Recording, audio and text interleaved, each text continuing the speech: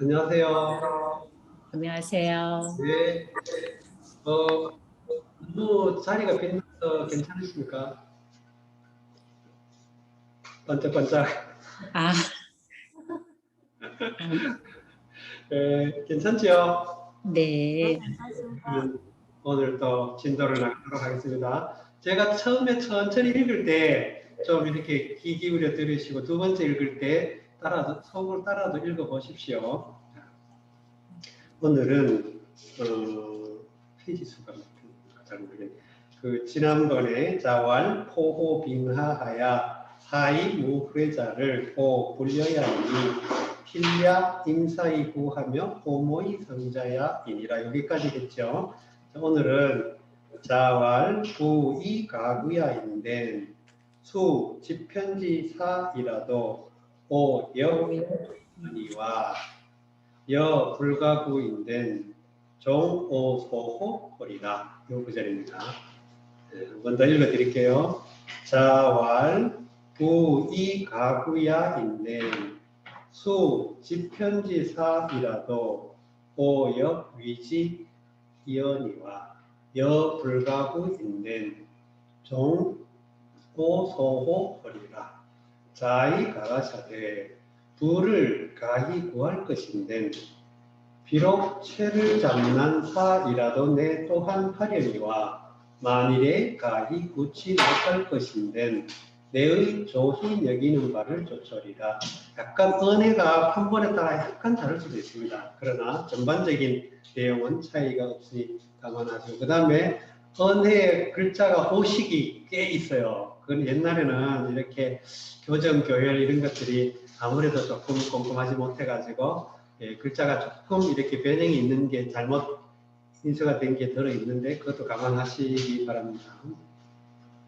자, 우리가 보통 한문을 그냥 일반 교양으로 또 원문을 그냥 교양 일반으로 읽어보겠다 하면 옛날에 홍보학적으로 공부하던 대로 그 서장에서 글을 쓴 대로 또 의미 전달만 일어나면 이해가 되면 넘어가도 돼요. 그런데 이제 우리가 호남 학당에서 공부하는 거는 고전을 본격적으로 공부를 하고 또 이 고전을 통해 가지고 고전의 언어, 고전어를 또 좀 가능한 한 정확하게 익혀서 앞으로 학문 탐구에, 학문 연구에 바탕을 삼기 위해서 공부하는 걸로 제가 알고 있어요. 그런 점에서는 가능한 한 좀 더 그 어떤 정돈된 어법을 가미해서 이제 좀 이해해야 되겠죠. 그래서 조금 재미없고 딱딱하더라도 또 좀 잘 따라봐 주시면 벌써 우리가 한 학기 마치고 두 번째 학기 되니까 진도가 7권까지 나가잖아요. 아무것도 안 하고 있으면 그냥 시간 지나가는데 이렇게 달수로 치면 5달인데 5달이 되니까 벌써 7권까지 나가고 있지 않습니까? 자, 그렇게 이해하시고 오늘 또 고전 한문의 그 어법에 관해서 설명해야 될 게 꽤 많은 아주 중요한 그 문법적으로는 여러 가지로 설명할 내용이 많습니다. 그래서 좀 찬찬히 한번 설명을 드릴게요. 일단 자왈이라고 하는 것은 일반적인 어록체의 가장 일반적인 패턴이죠. 자왈 또는 아무 어떤 뭐랄까 말을 한 사람의 그 말을 그대로 이렇게 전제해서 이제 인용하는 이런 방식이고 그냥 어록체의 일반적인 전형적인 방법이니까 이걸 일단 생략해도 상관없겠죠. 자, 두 번째 그 본문의 내용인데 이거 이렇게 쓰니까 느낌이 좀 묘해서 아직 적응되려면 좀 시간이 걸릴 것 같습니다. 일단 근데 쓰는 맛은 훨씬 나은 것 같은 느낌도 들어요. 약간 붓을 잡은 듯한 느낌도 나고. 의가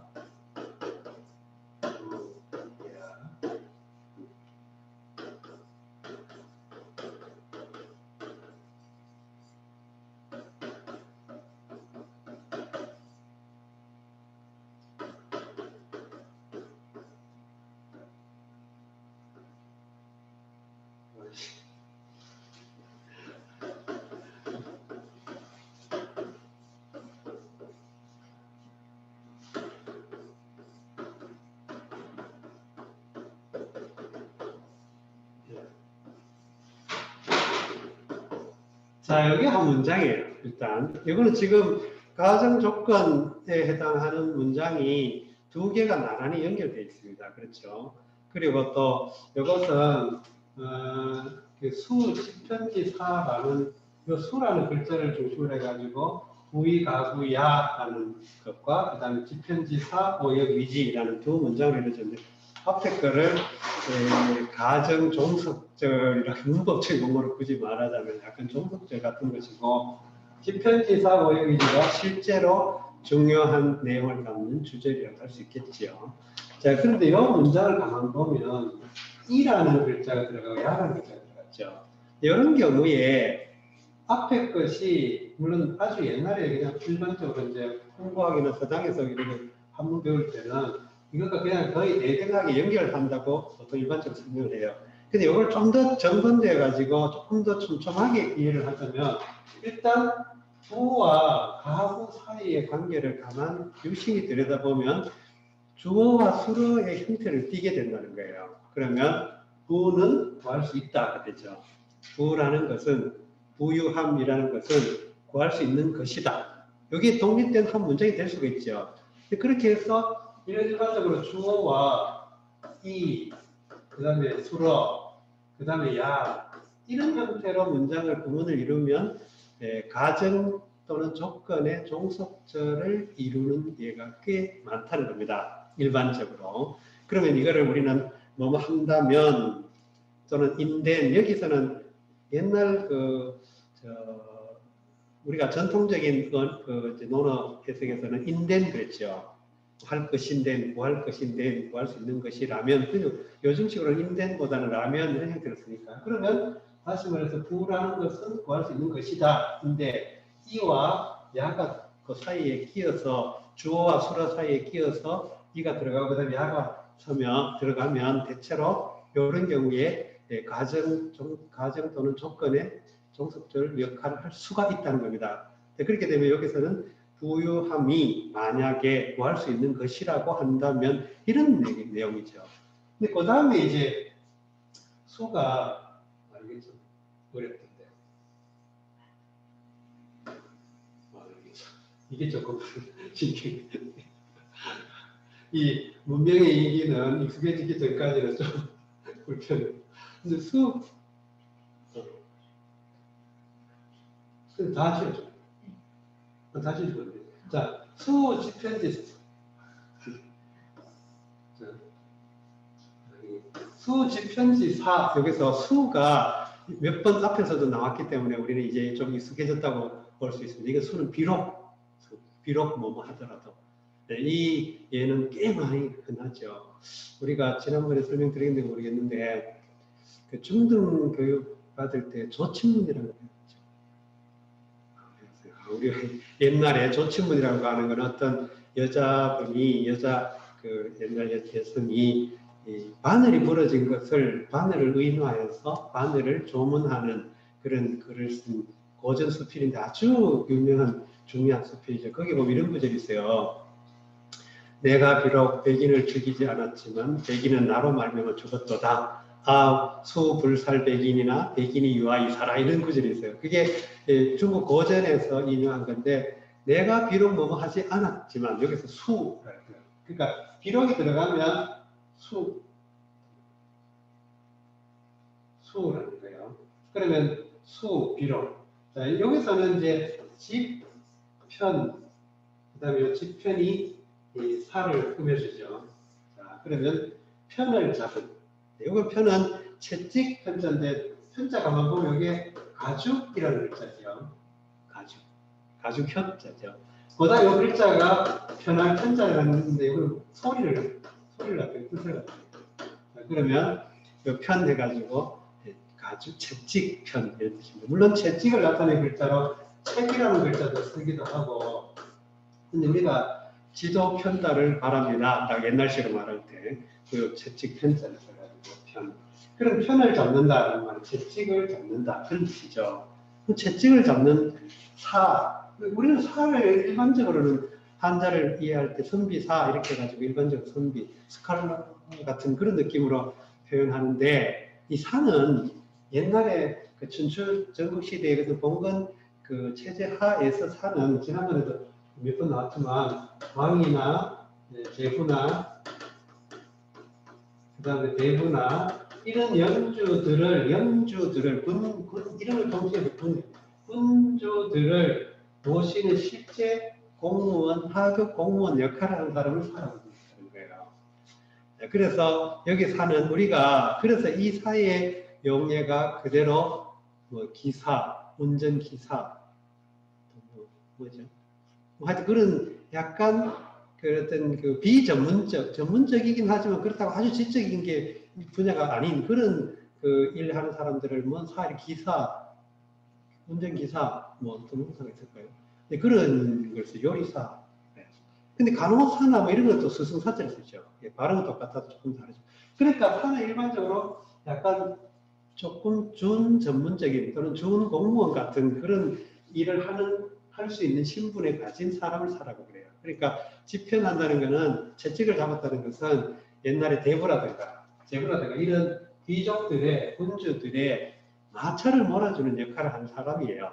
마차를 뭐 전문 몰입고, 요즘은 뭐 운전수가 그렇게 전문직종은 아니지만 옛날에는 마차 모는 아주 전문적인 그런 기술 기능이었다고 그래요. 그래서 사는 이런 사들은 일반적으로 무장도 하고 또 학식도 있을 수 있고, 그래서 이런 그 약간 이런 그 군주의 밑에 그 소속되어서 구체적으로 실무적인 일을 하는 사람들을 통틀어서 두루두루 사라고 불렀다는 거예요.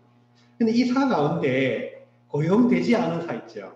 그러니까 요즘 말하는 노량진에서 공부하는 그런 공무원 준비생들, 공시생들, 이런 사를 유사라고. 영어로도 이걸 번역할 때 완전히 나이트, 그러니까 떠돌아다니는 선비. 그런데 떠돌아다니는 게 왜 떠돌아다니는 거였어요? 고용해줄 사람을 찾아서. 그러니까 우리는 공자나 맹자도 크게 봐서는 이 사계층에 속한다고 봅니다. 대체로. 자, 그러면 이런 일이라도 오역, 이게 주제어가 되죠. 주제. 그럼 실제 평가나 판단이나 중심된 내용은 요 말이죠. 그러면 나는 하겠다, 이것을. 그죠?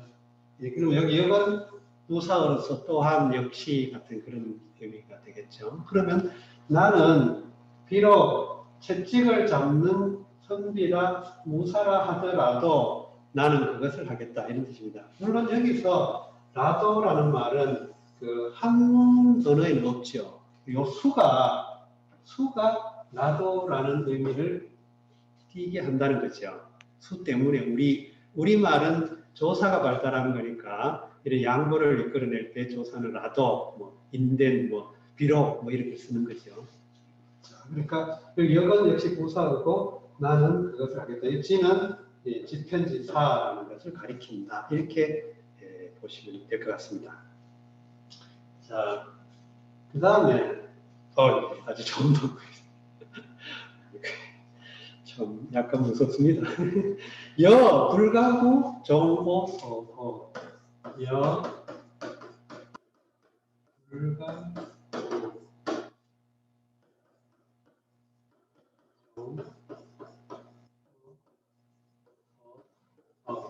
자, 여기도 보면 여가 역시 가정 또는 조건을 나타내는 그 말하자면 어기사 같은 역할을 하죠. 문법적 기능을 하죠. 그래서 여는 만약에 만약에 뭐 한다면 왜 이런 역할을 합니다. 그 다음에 이제 그럼 이거는 불가구죠. 그러니까 구할 수 없다, 이런 의미죠. 그러니까 만약에 구할 수 없다면 여기서는 물론 그 목적어가 생략되어 있습니다. 목적어가 안 나타나 있죠. 근데 여기서 목적어는 어쨌든 부를 우리는 앞에 계속 부가 중심 핵심어였으니까 이 부라는 걸 알 수가 있죠. 그래서 만약에 그 부라고 하는 것이 추구해서 얻는 것이 아니라면, 추구할 수 있는 것이 아니라면, 부라고 하는 것은 현대 사회에서도 부자가 된다는 게 자기가 단순히 노동만 열심히 해서 되는 건 아니잖아요. 시세도 잘 타야 되고, 또 뭐랄까, 자금의 흐름 같은 게 이런 게 꼭 맞아떨어지지 않잖아요. 예를 들어서 국제 정세 같은 것도 굉장히 중요하고. 그러니까 이런 것들은 인간이 개인적인 힘으로 할 수 있는 영역을 넘어서는 경우가 있기 때문에 이런 맥락에서 말합니다. 그렇다면 종, 다르겠다. 호소호가 이게 일종의 목적구가 되겠죠. 목적구. 그러면 나는 내가 좋아하는 것. 일종의 투부정사처럼 내가 좋아하는 것. 따라서 요거는 상당히 소유 대명사 느낌을 갖죠. 가끔 가다 그렇습니다. 가끔 가다. 항상 오가 소유 대명사는 아니에요.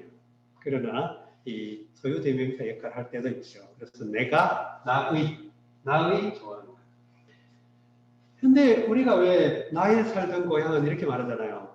근데 그거를 이제 내가 살던 고향은 해야 된다. 뭐 이렇게 또 주장하는 사람들인데 이런 언어 말버릇은 옛날에는 조금 일반화했었어요. 그래서 그 김현승의 시인의 시에도 보면 나의 가장 내종 진이인 것은 이런 시가 있어요. 그다음에 뭐 그런 것을 봐서 이제 하여튼 나의 좋아하는 것 이렇게. 근데 우리는 요즘식으로 말하면 내가 좋아하는 것 그런 뜻이 되죠. 그래서 나의 좋아하는 것, 내가 좋아하는 것을 좀 따르겠다. 여기서는 역시 따르겠다는 의지 미래 같은 건 안 나타나 있죠. 그런 따른다라는 말 자체가 의지적인 미래를 나타낸다고 보고 이렇게 조금 익숙해졌습니다. 자, 한번 다시 한번 읽어봐 드릴게요. 자왈 부이 가구야 인된 수 지편지사이라도 오역 위지 언이와 여 불가구 인된 종오소호 보리라. 이 소호호리라 밑에 호라는 글자에 혹시 호라는 글자 작은 글자 들어있고 거성 이렇게 되어 있는 경우가 옆에 선생님 여러분들 가지고 있는 판본에도 그렇게 되어 있습니까? 그죠? 네, 여기 거성으로 되어 있으면 요 호는 동사로 쓰입니다. 동사로 쓰면 좋아하다. 좋은 이런 형용사가 아니고 좋아하다. 자, 다음 문장은 좀 짤막한데 이것도 조금 공자의 어떤 그 행적과도 관련이 있고 또 의미, 또 문법적으로도 조금 이런 문형이 상당히 흔하니까 한번 잘 분석을 한번 해보도록 하겠습니다. 자지소시는 제전질 이러시다. 자지소시는 제전질 이러시다. 자의 삼가신한 바는 제와 전과 질 이러시다. 자, 자지소신.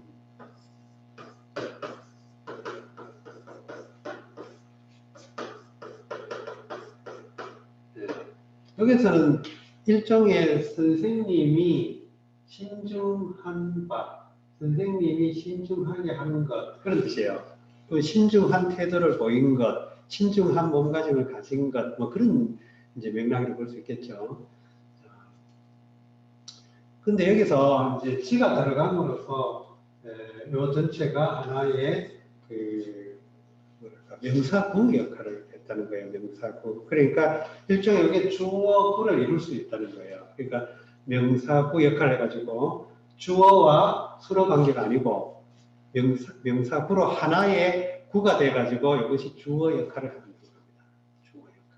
그러면 선생님이 신중히 한 것은 그런 뜻이죠. 선생님이 신중히 한 것은 이렇게 주어구 역할을 해요. 주어구.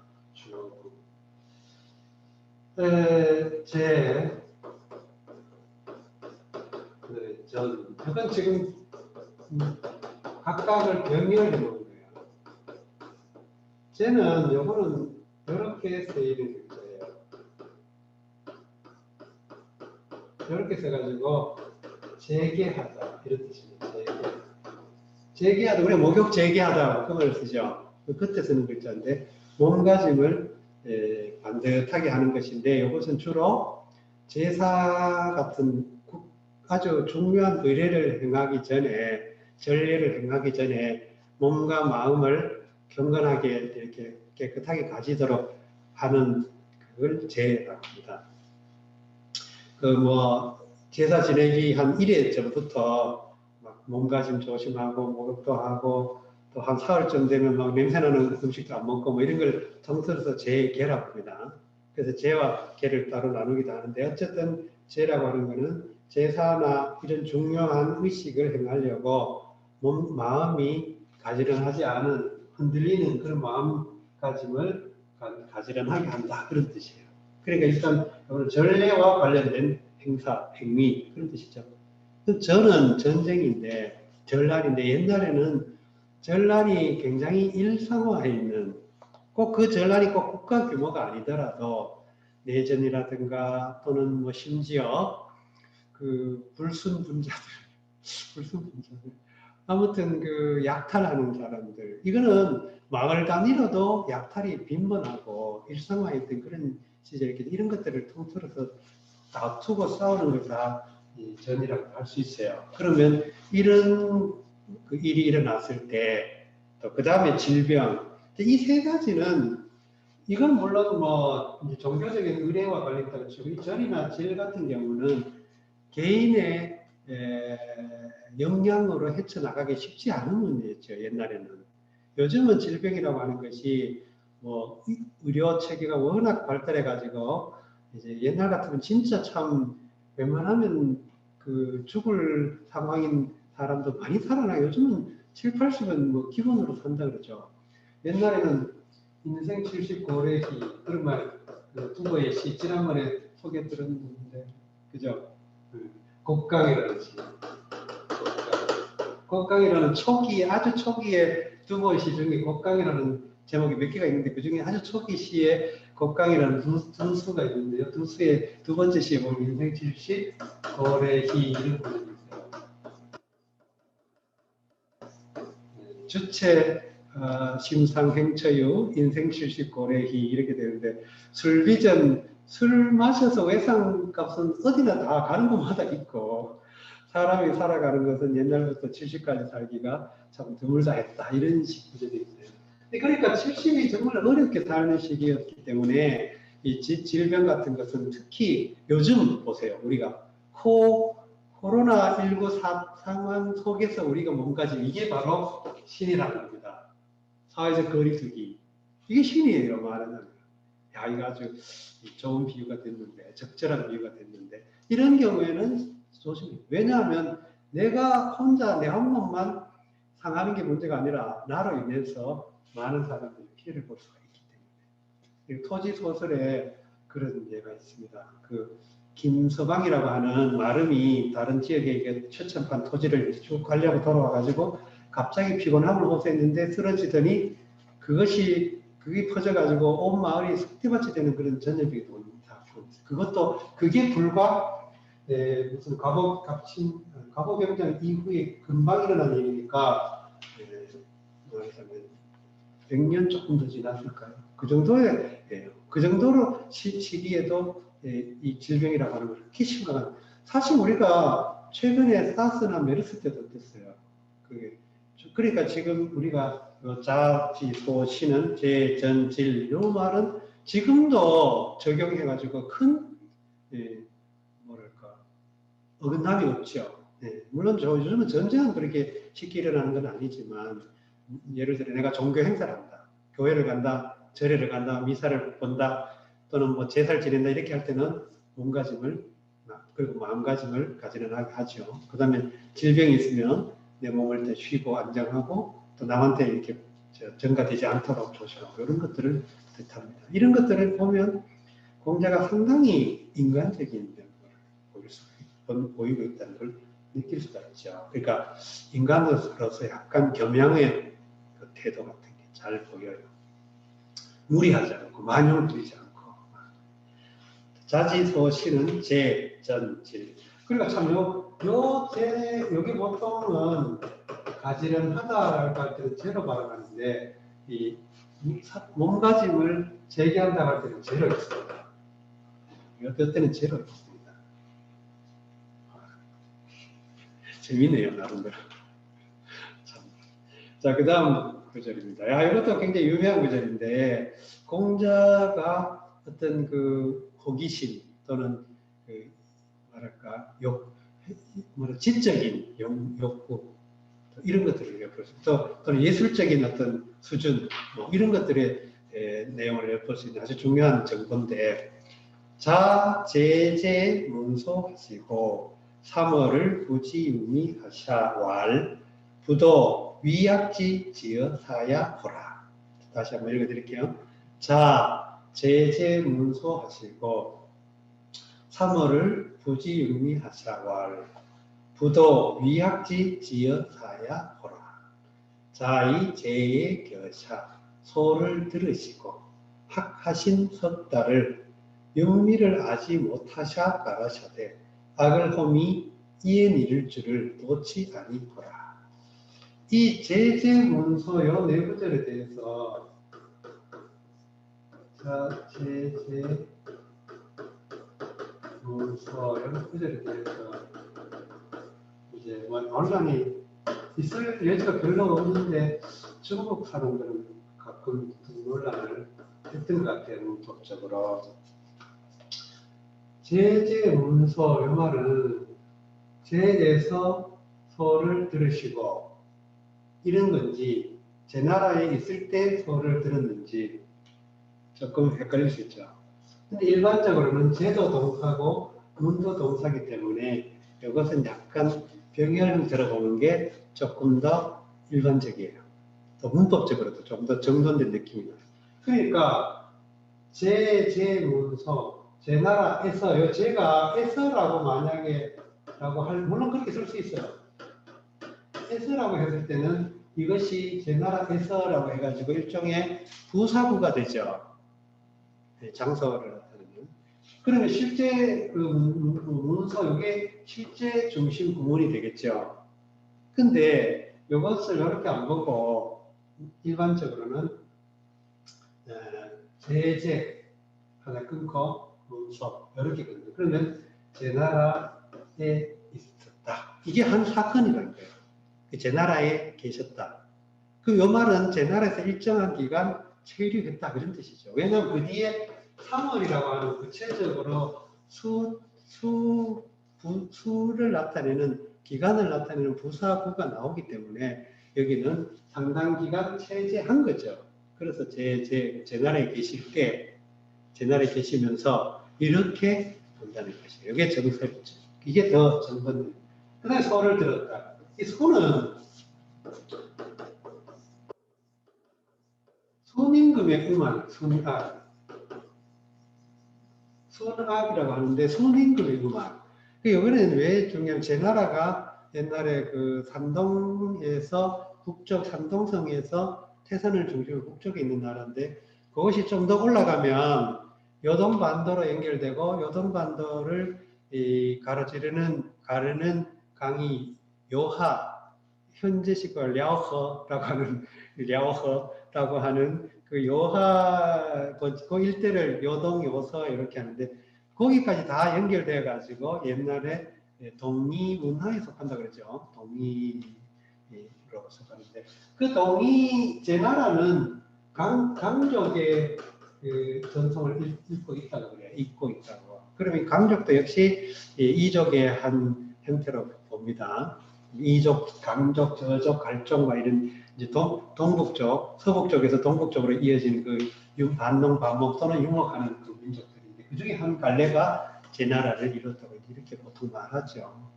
자, 그런데 거기서 이제 순임금의 문화적인 그 영문, 그러니까 이런 사람들을 컬처를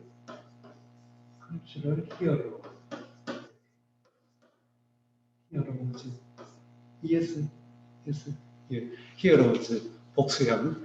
자, 그 컬처럴 히어로. 그러니까 문화 영웅들이라고 말하는데 이 순이나 여와 같은 여 또는 순 같은 이런 그 문화의 영웅들. 또 우리가 기독교 문화에서도 뭐 아브라함, 이삭, 야곱 나오는 이런 문화, 이런 전설적 인물들은 한 개인이라기보다도 그 문화의 어떤 그 흐름을 대표하는 그런 이제 그 인물을 보죠. 그러면 맹자에 실제로 수는 동이인이요 문화는 서이인이라 이런 구절이 있어요. 그래서 어쨌든 중국인들의 공자 맹자 시대에도 순임금의 문화적인 그 원천은 동이문화다 이렇게 본다는 거예요. 그렇게 볼 때 서음악은 어쨌든 순의 음악인데 순이라고 하는 게 중국 문화사에서 차지하는 그 상징성이라고 하는 건 굉장히 지대한데 특히 어쨌든 인간이 뭐랄까 도덕적으로 권력에 대한 도덕성을 가장 완벽하게 구현했던 시기라고 가상적으로 전설적으로 신화적으로 하는 그런 대상인데 중요한 거는 동아시아 특히 중국 문화 속에서는 그 시기에 그 어떤 세대의 문화적인 수준을 가장 잘 나타내는 그 구현한 형태를 음악으로 생각합니다. 그래서 음악을 딱 들어보면 이 나라의 문화 흐름을 알 수 있다 이렇게 본다는 거예요. 근데 이거는 현재도 상당히 그럴듯해요. 사실 우리가 대중가요, 특히 대중가요, 대중이 좋아하는 예술적인 취향을 가만 들여다보면 거기에는 그 시대의 문화와 정치와 권력과 경제 이런 것들이 다 녹아 들어있다고 보는 거예요. 그래서 대중가요를 잘 분석해 보면 그 노랫말이라든가 또 가사의 느낌이라든가 이런 걸 잘 분석해 보면 문화사를 읽을 수가 있어요. 자, 그럼 여기서 어쨌든 제 나라에 체제했다 이런 뜻입니다. 치워지네. 제 나라에 체제했다 장기간. 그 다음에 소를 들었다. 여기 일단 한 공자의 그 한 행위. 그 다음에 상을 부지용미.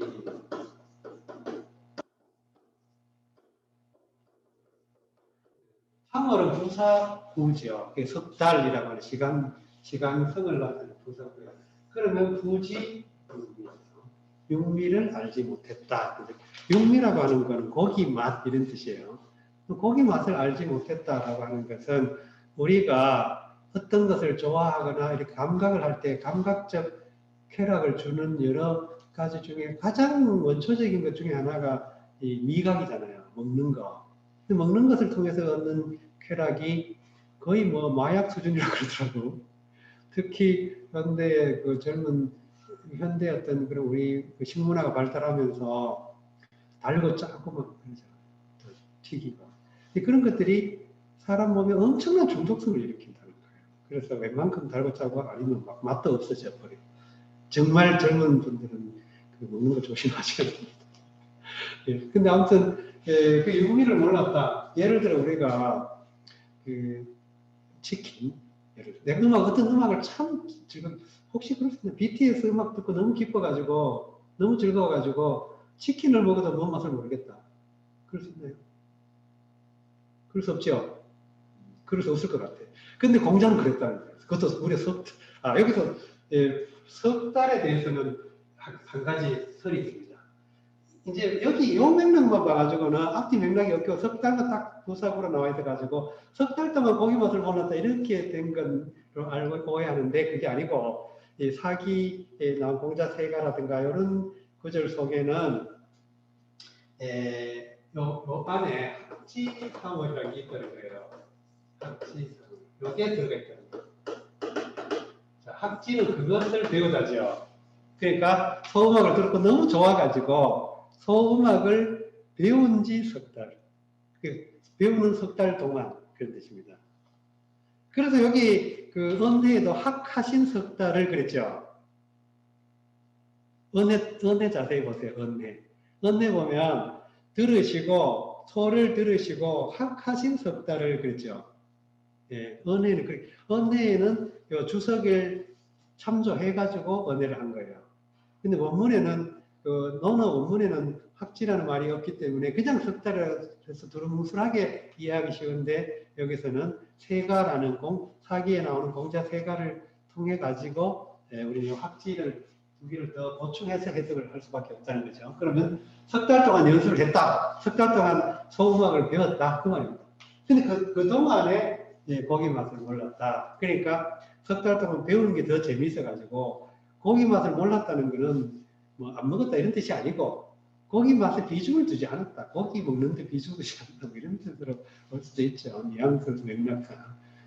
어쨌든 중요한 건 우리가 뭔가 엄청난 정서적 만족과 쾌감을 느낄 때 가끔가다 이 식욕 이것조차도 뛰어넘을 수 있는 그런 정서적 쾌감을 가질 수 있다. 뭐 이런 예를 보여준 거죠. 자, 요게 일단 공자의 그 뭐랄까 일어났던 상황이에요. 그 다음에 와를 나왔죠. 요게 이제 실제로 공자가 한 말을 지금 인용한 내용입니다. 부도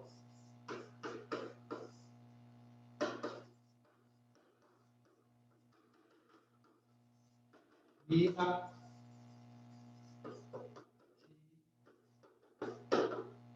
시여 야 이렇게 되죠. 부도가 동사죠. 요 부도는 도라고 하는 말은 원래 그림도자잖아요. 그림. 근데 그림이라고 하는 거는 동사가 명사화한 것이죠. 그리다라는 동사가 명사형 뭐라고 해요? 조사인가요? 하여튼 명사를 만들어주는 그 전미사. 명사화 전미사를 얻어서 그림이라고 하는 명사가 된 것이죠. 그리다라는 동작이 먼저 있어요. 거기에 대한 그림이라고 하는 명사가 나중에 생기는 것이죠. 예를 들어서 우리가 이런 얘기가 참 많죠. 긋다라는 데서 그죠? 쉰다라는 데서 쉰 그런 식으로. 동사가 명사화하는 그래서 보통 명사도 일반적으로 우리가 일상생활에서 일어난 동작성 동사는 거의 대부분 동작성 명사는 거의 대부분 동사에서 유래한 걸로 보이죠. 자, 그러면 그리다라는 말은 우리가 그리다라는 말은 그림을 그리는 것도 그리다, 그림을 그리는 것도 그리다, 또 금을 긋는 것도 뭐 선을 그리는 것도 그리다인데 이 그리다는 그래서 약간 추상성을 띠면 마음속으로 생각하는 거 이것도 그리다라고 그러죠. 누구를 그리워하다. 우리가 누구를 그리다라는 말은 누구를 그리워하다. 그리워하다. 그죠? 품다. 자, 이것도 또는 이 연자. 이거 다 그리워하다. 여기서는 이제 그런데 이 그리다라는 말 속에는 이렇게 그리워하다라는 뜻도 있지만 한편으로는 생각하다라는 뜻이 말하자면 얘기하다 또는 예상하다와 같은 그러니까 추측하는 의미를 담고 있다는 거예요. 추측하는 의미. 그래서 부도라는 말은 우리가 뭔가를 미리 예견해 보는 거예요. 그러면 그러면 부도라는 거는 예견하지 못했다, 예상하지 못했다 그런 뜻이 되죠. 요거는 이제 위학, 지어사. 위학이 주어구가 되고 시가 이르다라는 동사가 되죠. 근데 여기는 지는 역시 주어와 수어 사이를 구조적으로 연결시켜주는 역할을 하죠. 이거 이해가 되죠? 이 위학은 또 역시 완에서는 동사 목적 구조를 띄어요. 음악을 하다. 또 음악을 짓다. 음악을 만들다. 뭐 이런 뜻으로 봅니다. 그러면 순임금이 만든 음악, 순임금이 음악을 만든 것이 이런 뜻이 돼요. 순임금 시대에 음악을 만든 것이 지어사. 여기 이제 이르다라는 동사예요. 수로 음악을 만든 것이 이르렀다, 도달했다. 그럼 어는 그 전치사 같은 것이죠. 어디에. 사는 이것. 그러면 이 정도, 여기 이런 뜻이에요. 그럼 음악을 만든 것이 이 정도 경지에 이를 줄은 생각지도 못했다. 이런 뜻입니다. 그러니까 나로 하여금 음악을 배우게끔 강렬한 동기를 일으켰고 또 그 음악을 배우는 동안 석 달 동안 배웠는데 그 배우는 동안에 먹어도 먹는 맛을 모르고 뭐 자도 자는 느낌을 못 느끼고 오로지 음악하는 즐거움만 나를 가득 사로잡았다. 그런 뜻이에요. 그래서 음악을 만든 것이 이 정도에 이를 줄은 이 경지에 이를 줄은 이 수준에 이를 줄은 생각지도 못했다. 이게 공자의 말의 정확한 맥락. 뭐 정확하다고 단정할 수는 없습니다만 가장 그래도 개연적인 그런 맥락이 아닐까 싶어요. 자, 이해가 되죠. 자, 여기서 공자가 소음악을 특히 중요시했다는. 이 소음 글자 음악이 이게 어려운 글자 같이 보이지만 가만 보면 앞에 요 글자는 음이죠. 사운드. 사운드. 뮤직. 요 글자는 부르다 하는 소체예요. 그래서 합쳐진 발음이 소가 되죠. 요 음악, 특히 이제 요 소음악은 중국 문화사에서 중요한 문화 콘텐츠예요. 그러니까 이거는 알아두시면 좋습니다. 자, 이상적인 제왕이 다스리던 시기에 가장 아름다운 음악이라고 하는 어떤 관념이 형성되어 있는 음악입니다. 실제로 지금은 그 음악이 형태가 남아있지는 않겠죠. 그런데 뭐 중국 사람들의 그 보고를 백민 그대로 받아들일 수 있을지 모르겠습니다만 소음악이 발굴이 돼가지고 복원했다 해가지고 가끔 이렇게 연주하는 예가 있습니다. 그럴 수 있을 법도 하긴 해요. 잘 모르겠어요. 근데 어쨌든 고음악을 복원하는 그런 중국 그 고음악 연구회에서는 소음악을 복원해서 연주도 했다고 합니다. 자, 근데 어쨌든 저도 그걸 한번 들어봤는데 정말 좋긴 좋더라고요. 오케스트레이션이 돼가지고 아주 고색 창렬하면서도 뭔가 사람의 마음을 이렇게 승화시켜주는 듯한 느낌이 아주 좋은 음악이었던 것 같아요. 자, 제제 문소하시고 3월을 부지유미하샤 왈 부도 위약지 지여사야. 야는 역시 판단이라든가 단정과 같은 이런 또는 어쨌든 판단을 나타내는 어기사죠. 야가 들어감으로써. 그 다음에 위악지 지여사 위악이 음악을 하는 것이 이에 이르렀다. 이게 지가 들어감으로써 이 전체가 일종의 부도에 걸리는 목적절의 형태를 띠고 있다는 거예요. 그렇게 엮어주는 역할을 지가 요 위하고 요 사이를 그렇게 이해하시면 되겠습니다. 좀 어렵죠? 이거 하나 더 할게요. 조금 길지만 문장은 길지만 그렇게 내용은 더 어렵지는 않은 것 같아요. 그래서 몇 가지 설명할 것도 있고 아니면 이것만 내쳐 하고 좀 쉬도록 하겠습니다. 염류왈 부자이 위운호와 자공이왈 낙다 오장문지 고리다. 입왈 대기 숙제는 하인냐 있고 왈 고지 현인약이니라. 왈 원호이까 왈 구인이 득인 이언이 우하원이리요 출왈 부자이 불리야 이시리러라. 다시 한번 읽어드릴게요. 염류 왈 부자이 위군호와 자공이 왈 낙다 오장문지 거리라. 이왈 백이 숙제는 하인냐 있고 왈 고지 현인냐이니라. 왈 원후이까 왈 구인이 득인이언이 후하원이리요 출왈 부자이 불위야 이시리러라. 염류 가로되 부자이 위군을 위하시랴. 자공이 가로되 낙다 내 장착 못자오리라. 들어 가로되 백이와 숙제는 어떤 사람이니 있고 가라사대 옛 현인이니라. 가로되 원하더니까. 가라사대 인을 구하야 인을 득하야니 또 어찌 원하리요. 나와 가로되 부자의 위치 아니하시리라. 자, 요거는 이 당시 고대 사람들의 문화적인 그 습관, 습성, 에티켓, 뭐 여러 가지 어떤 문화적인 행위 양식을 보여주는 아주 흥미로운 에피소드예요. 그러니까 옛날 사람들이 어떤 방식으로 그 자기 어떤 생각을 밝히는지를 보여주는 아주 재미있는 에피소드인데, 이제 구조는 그렇죠. 염류라는 제자와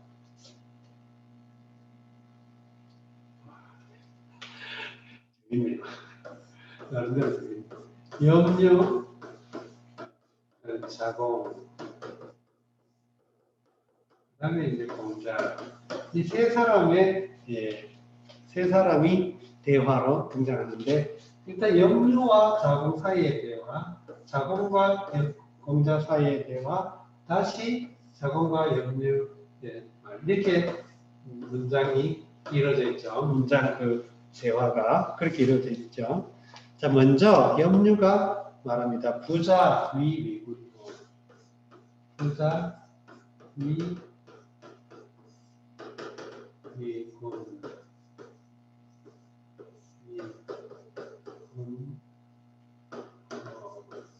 여기서 부자는 위하다 위군을 요 문장이에요. 그 선생님께서는 위나라 임금을 위하다. 여기 위는 적극적으로 위하다라는 뜻으로서 돕다 또는 편이 되다 뭐 하여튼 그 사람을 위해 뭔가를 하다 그런 뜻이에요. 자, 여기서 호가 의문 어기를 나타내기 때문에 이 문장은 의문문이 된 거죠. 이건 문장 자체가 그렇게 어렵지 않죠.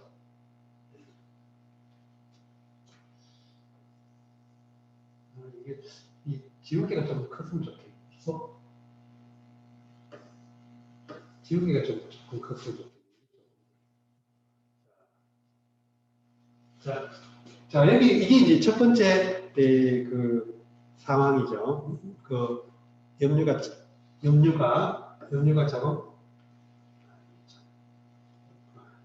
염류가 자공에게 물은 것이었어요. 거기에 대해서 자공이 대답하는데 낙다. 여기 발음이 낙입니다. 허락. 그 허락 또는 승낙 할 때 낙자예요. 자, 근데 요거는 대답하는 방식의 예인데 대답하는 방식이 두 가지가 있습니다. 유와 락 두 가지가 있어요. 유는 아주 강하고 단호하고 간결하게 수긍하는 예, 알겠습니다. 이런 뜻이야. 락이라고 하는 것은 확답을 유보하는 뉘앙스를 가지고 있습니다. 그래서 얘기나 효경 같은 구절이 이런 구절이죠. 부면서 여시든 유이 불락다 이런 거죠.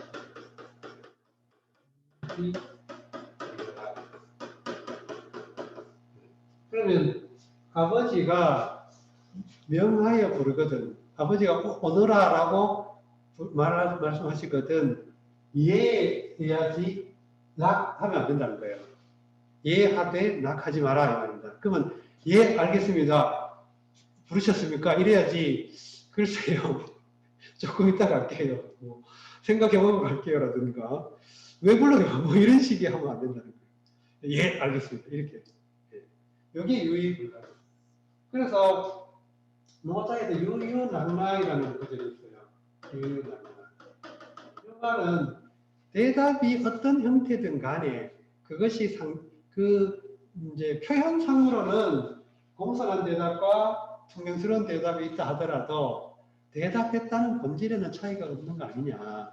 그러니까 너무 형식에 얽매이지 마라. 이런 맥락으로 노자의 요 구절이 나오기도 해요. 그러니까 이 고전 중국어에서 이 유와 락이라고 하는 이런 대답 방식은 상당히 보편적인 일반적으로 통용되던 방식이라고 할 수 있죠. 그러니까 거기서 유와 락이라고 하는 용어가 나옵니다. 그리고 여기서는 어쨌든 낙다라는 말은 알겠다 그 말입니다. 근데 이 알겠다라는 말은 자공이 선생님은 위나라 군주를 대하지 않을 거야 라고 이렇게 확답을 한 게 아니에요. 그러니까 선생님 뜻을 잘 몰라 자공도 긴가민가해. 그래서 한번 내가 알아봐야 되겠다 하는 뉘앙스를 유보적 뉘앙스를 가지고 있는 거죠. 그래서 낙다 이렇게 대답하는 겁니다. 그 다음에 이제 그래서 이제 낙다하고 오장문지홀이라고 했죠. 오장문지홀이라. 이게 조금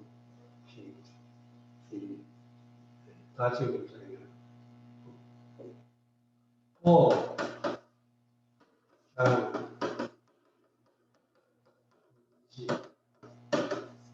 장은 현대에 와서는 장이 목적어를 지시하거나 목적어를 대동하는 역할을 하는 문법적 기능을 가지고 있는데 여기서는 보통 이제 미래 임박한 미래 상황에 대해서 자기 의지를 표명하는 뉘앙스를 갖는 걸로 볼 수 있어요. 그러면 내가 그것을 묻겠다.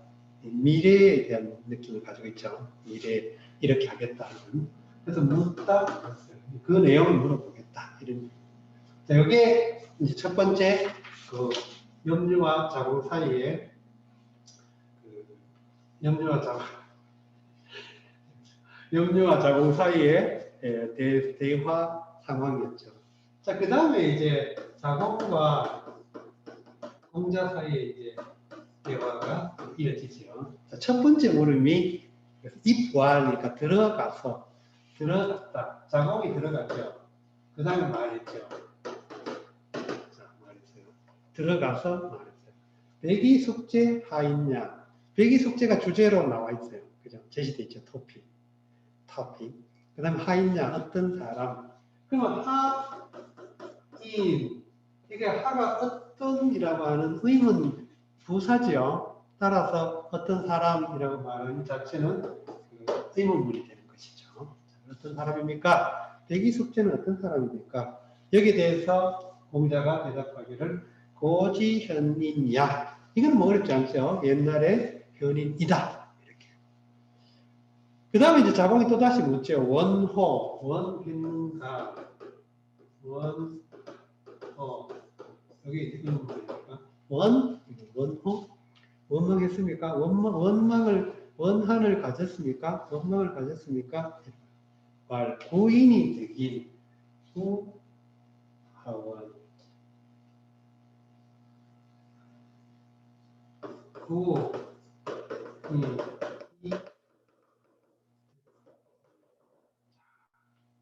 인을 정하여 인을 얻다죠. 그리고 이거는 당연히 병렬이죠. 병렬. 인을 추구해서 인을 얻었다. 이거는 뭐 그렇게 어렵지 않죠. 자, 일단 백이 숙제는 이 중국 인들의 어떤 권력 승계 과정이 치러야 할 사회적 비용이 엄청나죠. 어느 사회라도. 그러니까 현대 사회처럼 정치 체제가 정비된 선거 제도가 정비된 현대 사회에서도 권력 승계라든가 권력 교체에는 엄청난 비용이 따르는데 고대 사회 그거는 정말 한 사회의 어떤 존속과도 연관되는 굉장히 중요한 문제가 되고 거기에 대한 영향력도 엄청난 일이죠. 그래서 고대 사회에서도 권력이 갖는 그런 속성에 대한 막연한 의식이 있어서 가장 이상적인 형태를 선명을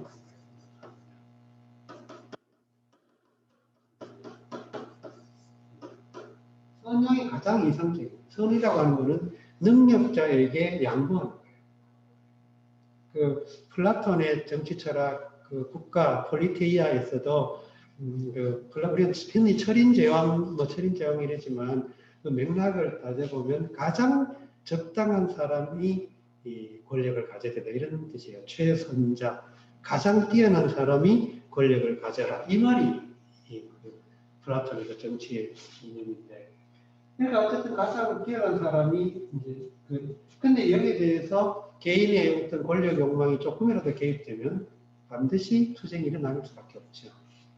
그 용례인데, 요거는 백이는 맞이였고 숙제는 셋째였어요. 그래서 이 셋째와 첫째 사이에 권력 승계에 대한 갈등이 구조적으로 생길 수밖에 없는 일이 있었어요. 그러니까 이 부 아버지가 숙제한테 물려준다.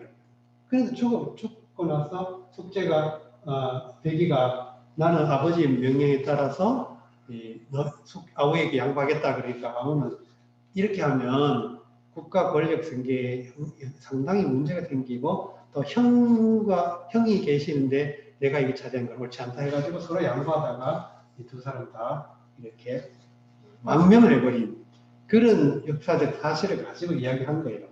그러니까 옛날 사람들이 어떤 한 사람이 가지고 있는 정치적 이념이나 지향을 알려고 할 때 단도직입적으로 묻는 것이 아니라 어떤 사례를 빗대 가지고 약간 은유적으로, 대유적으로, 추상적으로 묻는 거예요. 이게 아주 전형적인 방법이에요. 그래서 자기 어떤 정치적 경륜을 표현할 때도 과거의 자기 생각과 유사한 또는 자기 어떤 경험이나 자기 생각이나 자기 행적과 유사한 사람의 역사적 인물을 빗대어 가지고 그 사람을 통해 표현하고 이런 방식을 많이 쓰죠. 그 대표적인 예 중에 하나가 조의정이라는 게 있습니다. 김종직이 쓴 조의정문. 이 조의정문 때문에 무오사화가 일어나는 빌미가 됐죠. 자, 그래서 고인이 되긴 인을 추구해서 인을 얻었다. 자, 우하원. 우하원. 이 하가 의문문이니까, 의문 부사니까 의문문. 우는 또는 이게 어떤 내용을 더 보완해주는, 보충해주는 겁니다. 하원, 무엇을 원망하다. 자, 이렇게 된 겁니다. 무엇을 원망했겠는가? 인을 추구해서 인을 얻었는데 뭘 원망했겠는가? 자, 여기에 공자의 생각. 그러면 이제 그래서 출은 자공이죠. 아까 입했다가 입발, 출발 했죠. 부자 불위야. 선생님은 위하지 않는다. 부자 불위야의 목적어가 생략됐죠. 외현적인 목적어가 없죠.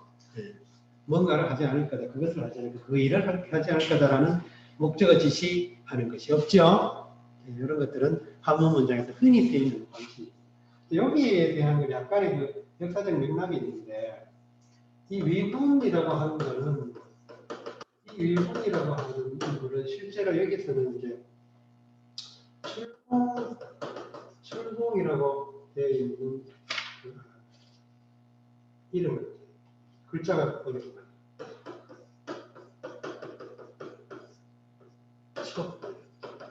출공첩이라는 거예요. 이거는 어떤 위나라에 정치 연공이 있었고 그 다음에 맨날 글자가 하도 복잡해가지고 예.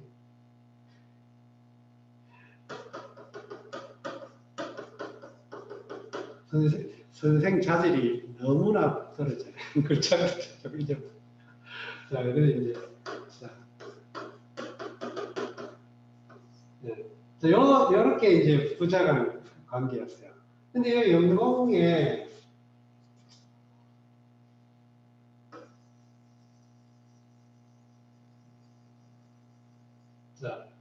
연공에 그 후처 남자라는 거예요. 연공의 후처가 남자였어요. 이 젊은 여자예요. 근데 이 남자가 굉장히 뭐라고 할까요? 행실이 별로 안 좋았어요. 국제적으로. 아주 국제적으로 소문났어, 아주. 그래서 송나라의 조라고 하는, 자조라고 하는, 송자조라고 하는 아주 장동건이 뺨치게 잘생긴 남자가 있었는데, 이 남자하고 이 남자와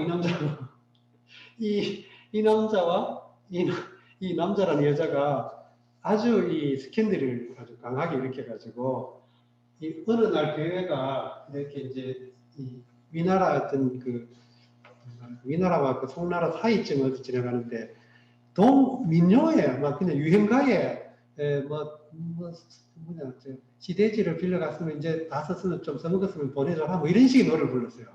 그러니까 이 시대지를 빌려줬다 뭐 이런 뜻이야.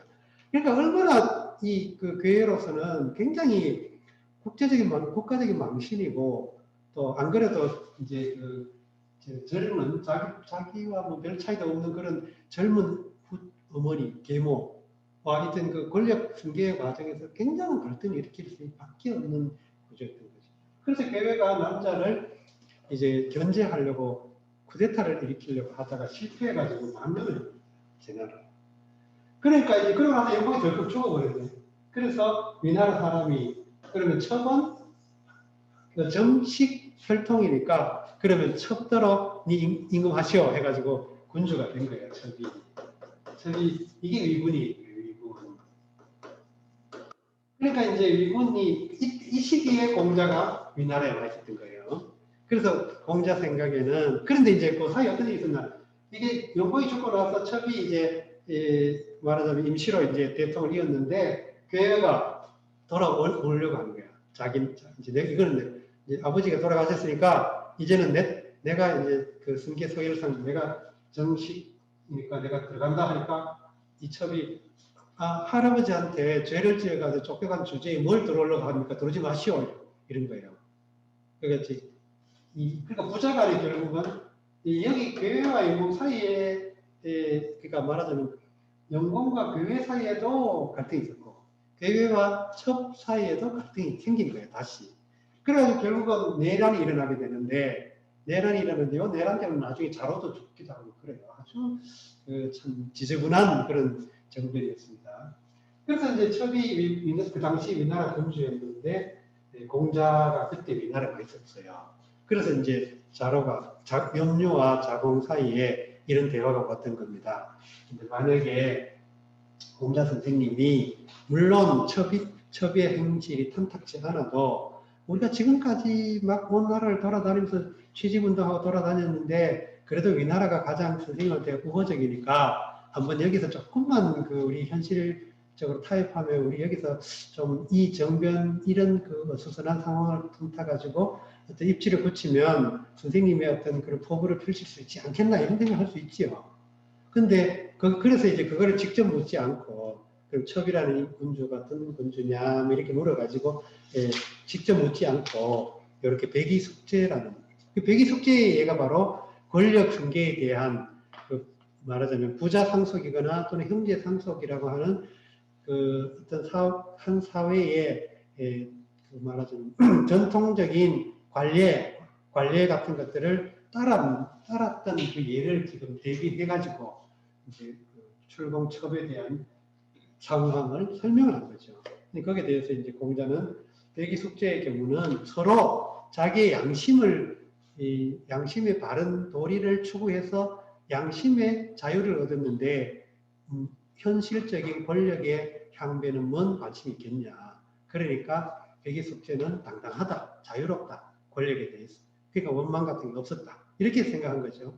그렇다면 이 공자의 답을 통해서 자공이 유추하는 건 그런 것이죠. 만약에 교회와 첩 사이에 그런 권력에 대한 그런 갈등이나 권력에 대한 탐욕이 없더라면 출공이 첩이 승계하건 교회가 승계하건 기정사실로 인정을 해줄 수도 있고 또 첩으로서는 당연히 아버지가 돌아오신다면 비록 할아버지한테는 죄를 지었다 하더라도 첩 본인에 대해서는 아버지죠. 그럼 아버지의 허물이 있다 하더라도 아버지의 허물을 이렇게 노골적으로 까발려가지고 국가적으로 망신 주는 거는 자식으로서는 이거는 더 과한 거라는 거예요. 그러니까 교회가 첩에 대해서 안심을 품는 것보다 어떤 의미에서는 첩이 아버지를 견제하는 것은 더 어떻게 보면 좀 불효한 일이죠. 여기는 인간적인 도리가 아니라고 보는 것이죠. 그러니까 우리가 어떤 뭐 사회적인 정치적인 어떤 행위가 일어나더라도 거기서 인간적인 신의를 배신하는 경우에 대한 배반감, 칼사르가 그랬죠. 브루투스 몇 가지도. 그게 어떤 인간적인 배신감을 말하는 것이죠. 그래서 이 말은 그 말입니다. 부자 불리야이네요. 자, 뭐 이것과 관련된 유사한 사례가 동서양 역사에는 비일비재하죠. 그런 예들은 뭐 다 이렇게 이제 좀 이야기거리이고 어쨌든 중요한 건 여기서 우리가 얻을 수 있는 이야기거리는 뭐 어쨌든 백의숙제에 대한 그런 가치 판단을 통해서 공자의 정치적 의도, 당시 정치를 보는 관점을 이렇게 물어봤다는 거 하고 또 공자가 현실 정치의 논리를 아예 도외시하는 건 아니지만 그럼에도 불구하고 어쨌든 인간적인 윤리의식 또는 어떤 궁극적이고 근원적인 인간의 어떤 윤리 이런 것에 대한 어떤 신뢰 거기에 대한 양보할 수 없는 어떤 신뢰 이런 것들을 보여준다고 볼 수도 있겠죠. 읽고 좀 쉬도록 하겠습니다. 염료왈 부자이 위 미군호와 자공이왈 낙다 오 장 윤지 보리라 이부왈 백이 속죄는 하인야이고 왈 고지 현인야이니라. 왈 원호이가 왈 고인이 되기니하니 우하원이요 출왈 부자 불위야 이런 시기하라. 자, 지금 요 시기로 15분에 다시 시작하도록.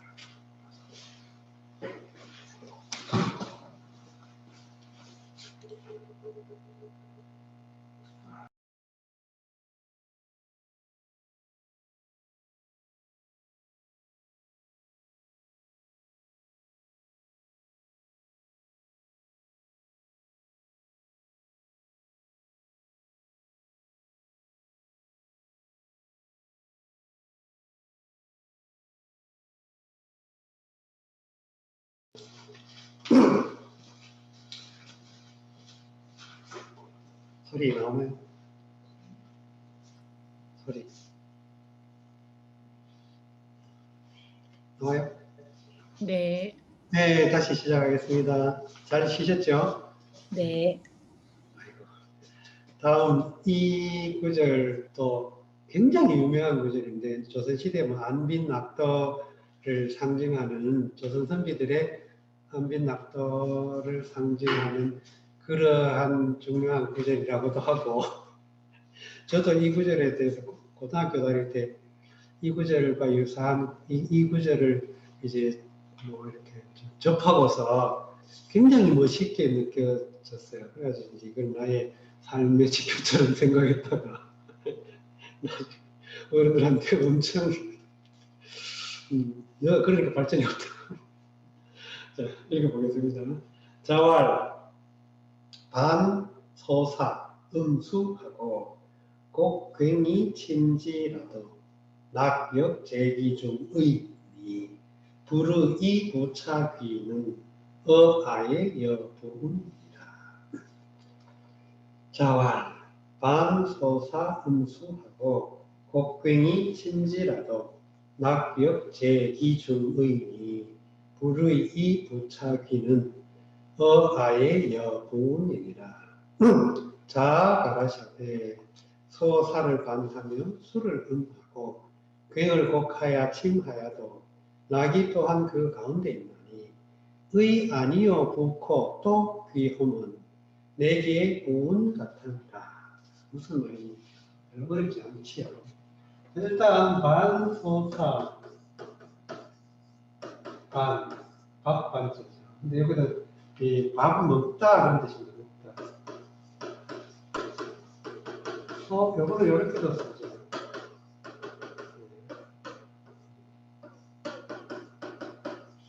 소사를 먹다. 요거는 밥이라는 뜻으로 쓸 때는 사로 있습니다. 그래서 소식 안 그러고 소사 이렇게 말합니다. 반소사. 그러면 소사를 먹는다. 소는 성기다, 성글다, 거칠다 뭐 이런 뜻으로 쓰여요. 그래서 거친 밥이다 이 말인데 거친 밥이라고 하는 뜻은 알곡 위주가 아니고 잡곡이라거나 제대로 도정이 안 됐거나 아무튼 간에 귀족들이 이렇게 잘 차려놓고 먹는 밥이 아니고 아주 허접하게 아주 끼니를 때우려고 먹는 이런 정도의 밥이라는 뜻으로 보여요. 그리고 예를 들어 옛날에는 귀족들은 고기가 꼭 밥상에 올라가거든요. 근데 소사의 경우는 그 고기가 안 달려 있죠. 안 달려 있는 경우가 많죠. 그 다음에 음수. 역시 물을 마시다. 되죠. 그러면 물을 마시는 게 왜 문제냐? 원래 그러면 물을 안 마시고 뭘 마셨겠어요? 뭘 마셨을까요? 밥 먹을 때. 우리가 폼 잡고 레스토랑에 갔어. 그럼 이제 레스토랑에서 스테이크 같은 거 하나 시켰어. 그럼 뭘 마셔요? 술. 포도주 마셔요. 그러니까 술을 곁들인다는 거예요. 원래 잘 갖춰진, 잘 차려진 음식상에는 술이 꼭 달려있다 이런 뜻입니다. 그러면 술을 안 마시고 물을 마셨다는 건 뭐예요? 술을 못 갖춘 거죠. 참고로 그래서 물을 특별히 약간 신성시 해가지고 물을 따로 신성하게 대해야 할 때는 현주라고 합니다. 물의 별칭으로. 그러니까 물을 옛날에는 술을 제사에 술이 없어가지고 물을 이렇게 정갈한 물을 바치면서 현주라고 불렀다고 그래요. 얘기 그렇게 나와요. 그다음 어쨌든 그러면 중요한 거는 제대로 된 밥상에는 음식상에는 아주 정결한 음식 밥과 그 다음에 술이 딸린다 그런 뜻이죠. 근데 그게 안 딸렸으니까 그냥 굉장히 소박하고 간소하고 겨우 끼니나 되는 정도다 그런 뜻입니다. 그러니까 그냥 생명을 유지하기 위한 먹을거리 정도의 의미를 띈다는 거예요. 그 정도로 먹는다 이거예요. 누가 이제 어쨌든 이 공자가 이렇게라도 먹고 필요 없지. 꽉 눌러가지고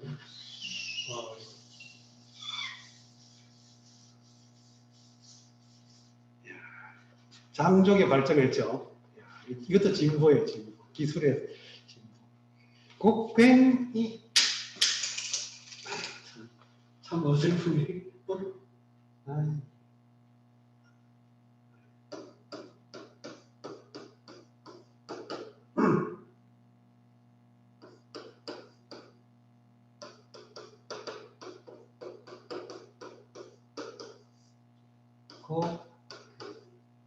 그는 팔꿈치라는 뜻이에요. 팔꿈치.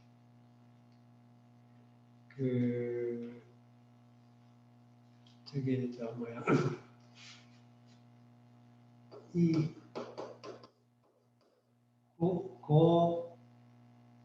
고갱이라는 거.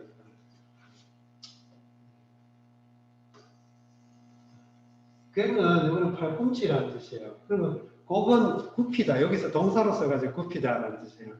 이게 명사로 쓰면 굽음, 또 형용사나 명사로 쓰면 굽어진 거, 굽은 거, 뭐 이런 뜻으로 되고 또 그것이 어떤 구불구불한 패턴을 이루는 것이 곡이죠. 그래서 음악의 어떤 단위를 한 곡, 두 곡, 또는 악곡, 곡조, 뭐 이러죠. 그래서 어쨌든 그 리듬에 구불구불하면서 이렇게 굽이치는 곡직선이 아니고 곡선을 이루는 어떤 리듬을 이루면서 그것이 한 단위를 패턴을 가질 때 곡이라고 해요. 그래서 그걸 음악 같은 경우에도 곡이라고 하는데 여기서는 그 동사로 쓰였으니까 굽다 또는 굽히다, 타동사로 쓰면 굽히다, 형용사로 쓰면 굽다, 굽은 이런데 여기서는 곡괭이니까 괭을 굽혔다 그러면 팔꿈치를 이렇게 굽혔다 이런 뜻이죠.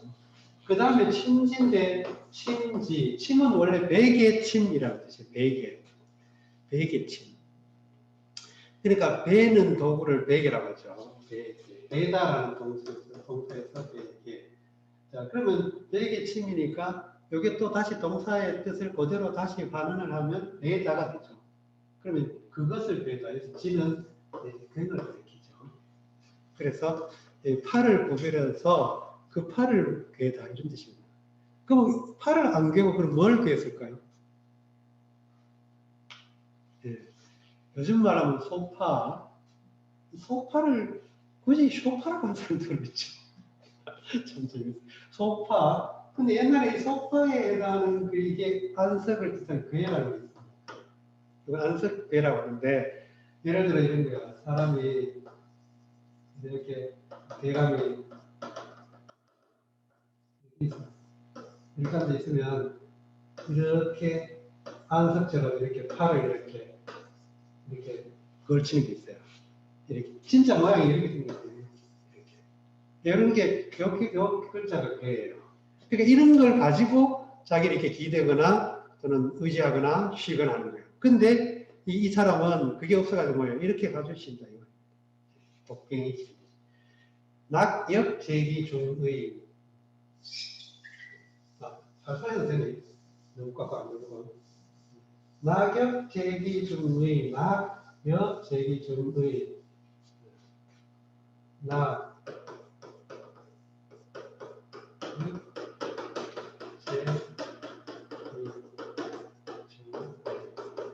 낙이 있다. 그 가운데 거기에 실제 목적어. 자, 영은 또 역시 부사가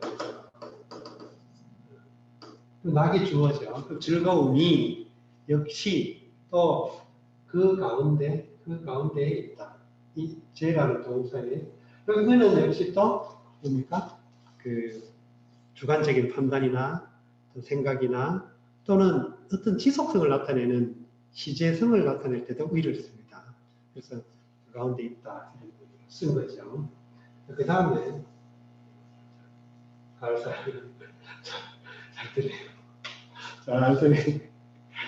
낙엽대기적이. 자, 불의 부착이 불의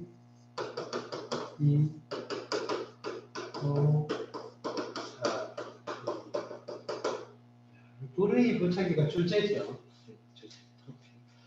불의한 것, 의롭지 않다. 그러면서 부하고 또 귀한 것. 불의하면서 의롭지 않으면서 부하고 귀한 것. 그런 뜻이에요. 이가 그 두 가지를 이제 나란히 연결시켜줬죠. 불의하면서 부하고 귀한 것. 어라는 거예요.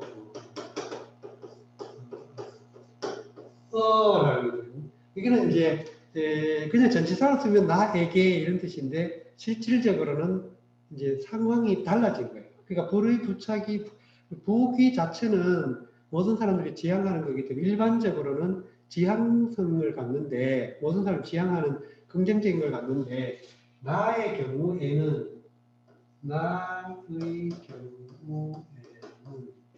이런 맥락을 가지고 있죠. 따라서 상황이 바뀌었다는 뜻이에요. 그러니까 약간 나라면 다르다. 그래서 제가 그런 역할을 했다고 봅니다. 나의 경우에는 나에게서는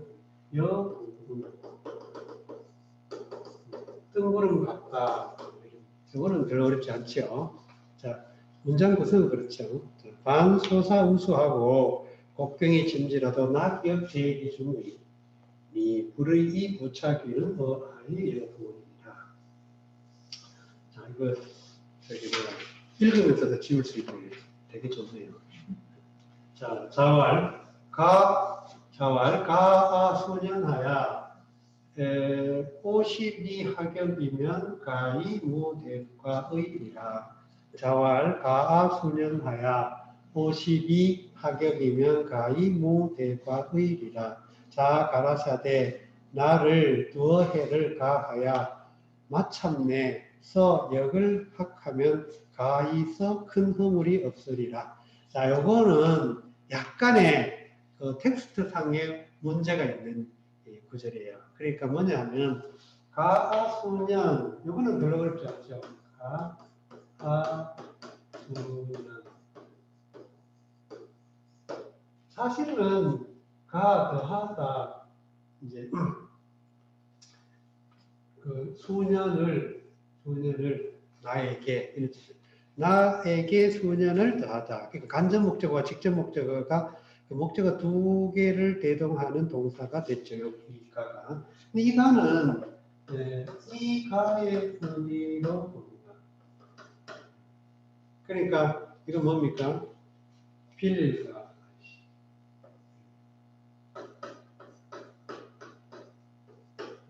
빌릴까. 그러니까 나에게 몇 회를 더 빌려준다 이 말이에요. 그래서 더할 가짜를 빌릴까의 의미로 봤다는 겁니다. 물론 뭐 글자 그대로 나에게 몇 년 더 살게 해줘서 이렇게 할 수도 있죠. 그 의미를 여기서는 빌리다 이런 의미로 일단 이해를 했다는 거예요. 전통적으로. 그 다음에 그 밑에 50으로 되어 있는데 50이 할격이죠.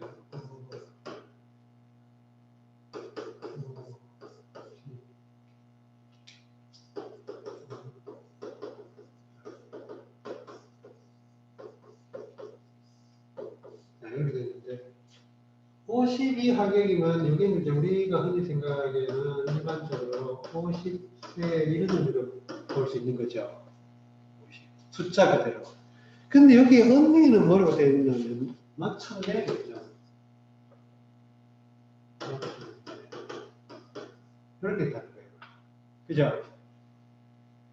그래서 이 글자는 50이 아니고 절자일 거다라고 본 거예요.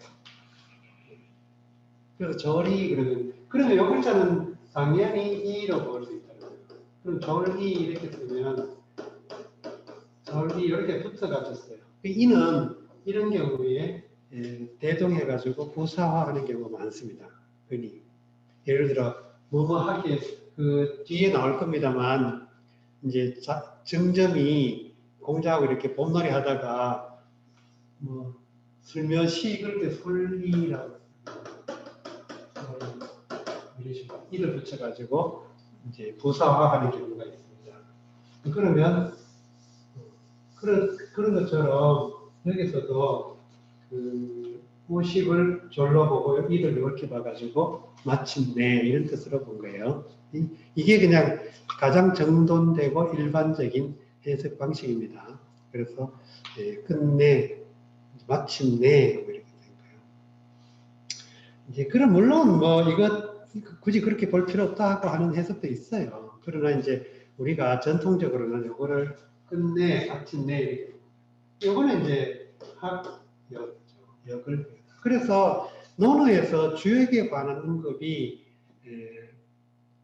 많이는 안 나와요. 한 두세 군데 나오는데 그 중에 하나가 언급이 요건데 전통적으로는 주자가 그 역을 정리했다고 하는데 이 역의 역사는 복희,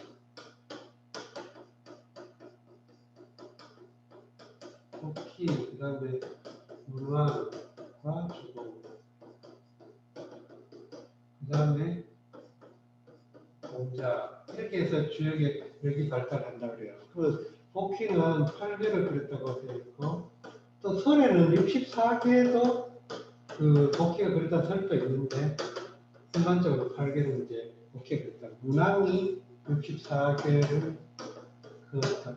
괴와 그 다음에 이제 그 괴사 그 점에 대한 내용들을 덧붙였다고 합니다. 그 다음에 이제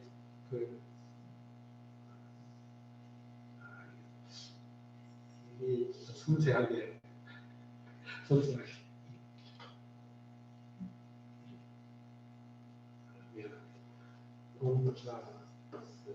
공자는 10익이라고 해가지고 10익이라고 해요. 날개 익자인데 영어로는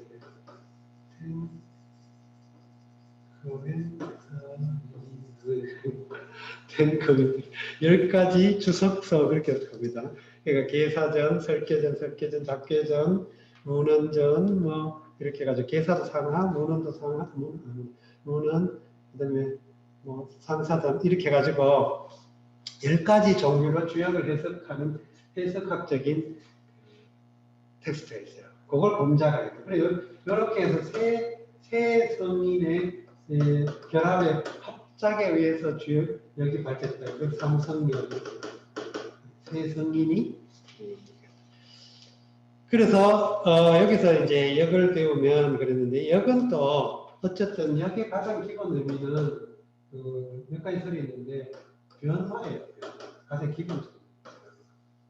그래서 영어식으로 하는 change 또는 transformation 이렇게 그러니까 어쨌든 변형, 변화, 변역 뭐 이런 의미를 갖는 그런 이제 글자인데 여기란 글자 자체가 어쨌든 그 변화무쌍한 뭔가를 그려낸 그 상형 문자처럼 얘기했잖아요. 그래서 어쨌든 여기 중요한 거는 역을 배운다라는 거는 우리가 이제 젊을수록 그리고 또 말하자면 자아나 아집이 강할수록 어떤 대상을 실체화하거나 고정시켜서 생각하는 경향이 있죠. 그러다 이제 산전수전 겪고 삶의 어떤 깊이가 모든 어떤 삼라만상의 변화를 많이 겪고 나면 모든 것들의 어떤 그 말하자면 흐름이나 이런 것들을 약간 달관하게 되면 다 그냥 상대적이고 변하고 이런 지혜를 얻게 되죠. 이게 역은 그런 문화적인 어떤 각성을 상징하는 그런 텍스트예요. 그래서 공자가 이제 내가 늦게라도 역을 배운다면 다시 역에 대해서 좀 더 깊이 있게 배울 수 있는 계기가 된다면 그런 뜻이에요. 그러면 가이무대과의 그러면 가이는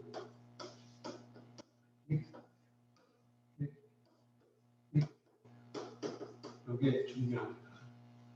가이는 뭐 할 수 있다. 이게 수거처럼 써요. 뭐 할 수 있다. 현대어에도 이 가이는 굉장히 많이 씁니다. 괜찮다, 좋다, 된다, 뭐 이런 다양한 의미로 쓰죠.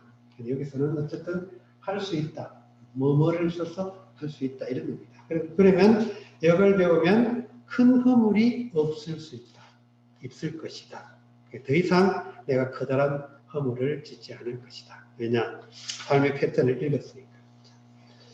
이거는 이제 역과 관련된 중요한 증언 중에 하나입니다. 실제로 공자가 역의 어떤 역학 발전에 아주 결정적인 역할을 했다고 전설적으로 내려오는데, 뭐 예를 들어 계산을 이런 걸 공자가 지었다고 하는데 액면 그대로 받아들이기는 어려워요. 여러 가지 이제 후대의 어떤 그런 상황 같은 것도 다 개입이 되어 있으니까. 그러나 어떤 오리지널 소스 같은 거, 이거는 역시 공자에게서 유래한다고 볼 수 있지 않을까 싶어요. 그런 예 중에 하나가 이 구절이죠. 자왈 가아 수년하야 52하격이면 이건 조리하격 이렇게 읽으라는 거죠. 가이무대가 의리라.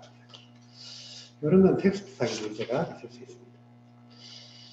자, 소아언은 시서 집례이 개아언야 이르시라. 자, 소아언은 시서 집례이 개아언야 이르시라.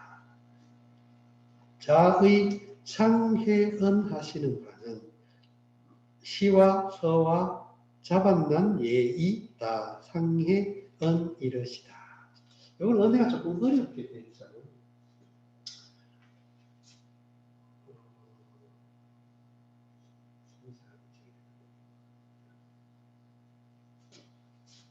너무 서두르면 안 되겠군요.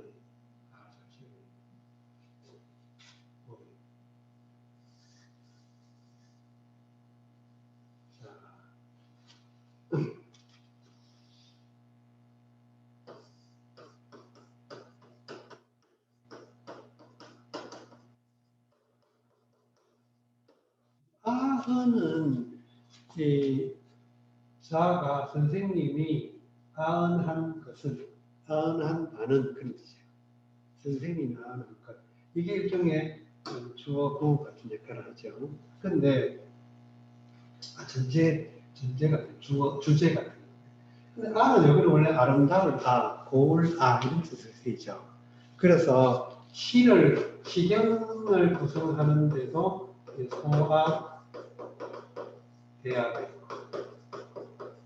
그래서 기독교 성서에도 솔로몬이 지었다고 알려져 있는 아가 있죠. 이걸 번역을 영어 번역으로 이렇게 노래 가운데 노래 중에 노래 그래서 아가 이렇게 번역이 되어 있습니다. 그러니까 아는 일반적으로 좋다, 아름답다, 예쁘다 이런 뜻으로 많이 쓰입니다. 근데 여기서 여기서는 언해는 어떻게 되어 있습니까?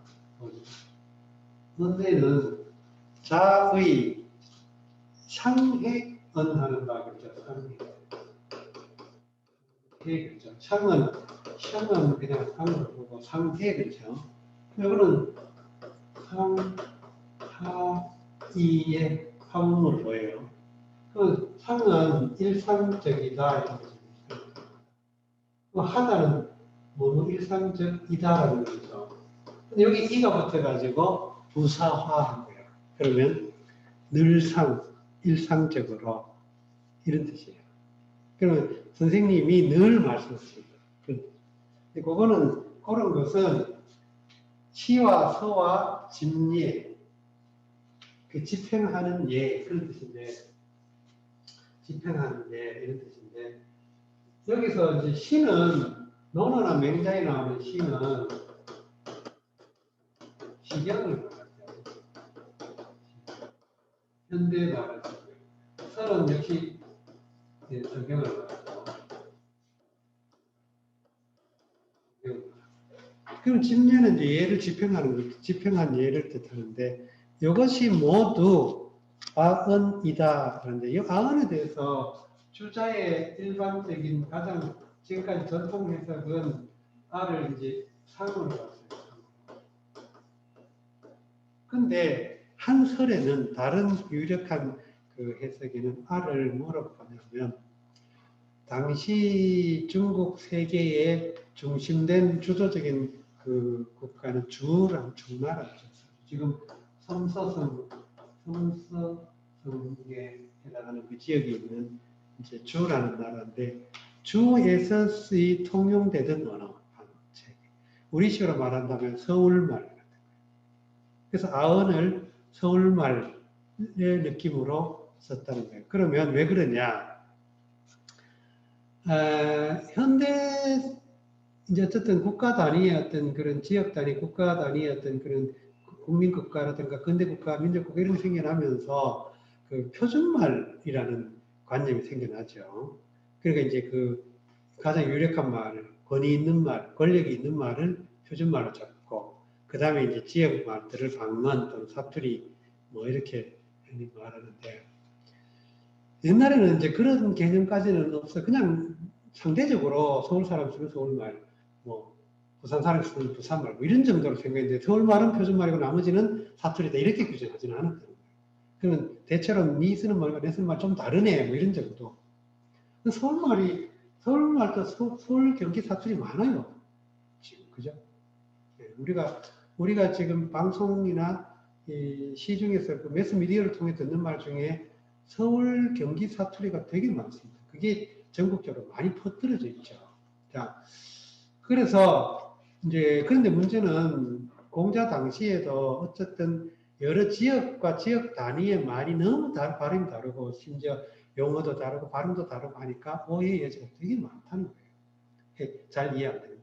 그러니까 현대 중국에도 유력한 그 언어 군으로만 쳐도 북경어군, 광동어군, 뭐 민남어, 그 다음에 뭐러, 장러 이런 식으로 따지면 우리나라 예를 들어 그 사용 인구가 억 단위의 방언이 몇 개가 돼요. 그러면 작은 나라의 표준말보다 훨씬 많이 사용 인구가 많지요. 그러니까 그걸 다 무시할 수 있는 언어가 아니라는 거예요. 그러나 이제 중국은 사회주의, 약간 권위주의 정권이라서 북경어를 중심으로 해가지고 이제 표준화하고 그걸 뭐 보통화라고 해가지고 막 강조하는데, 어쨌든 지금은 그래도 자꾸 점차 북경어를 중심으로 해가지고 중국 언어를 통용하고 있는 추세죠. 그래서 지금 광동이나 홍콩 같은 데서도 광동어보다 북경어를 이제 많이 쓰려고 하는, 정책적으로도 그렇고. 그런 것처럼 공자 당시에도 시와 서 같은 그런 고전을 이야기할 때는, 말할 때는 오해의 소지가 적게, 말하자면 서울말 같은 거 또는 고전적인 말, 뭐 양반스러운 말, 뭐 이런 걸 썼다, 그런 뜻으로 이해하기도 합니다. 그래서 알을 몇 가지, 두 가지 유력한 설이 있어요. 한 가지는 전통적으로 주자의 해석처럼 늘 하던 말, 일상적으로 하던 말 이런 식으로 이제 표현하고, 왜냐하면 그게 시나 서나 집례는 인간의 어떤 문화적인 교양과 문화의 가장 대표적인 것이었기 때문에 이런 것들을 늘 말씀함으로써 인간의 어떤 교화하고 문화적인 그 사회 문화의 어떤 수준을 격상 제고하는 그런 활동을 했다라고 공자를 보고 있는 거예요.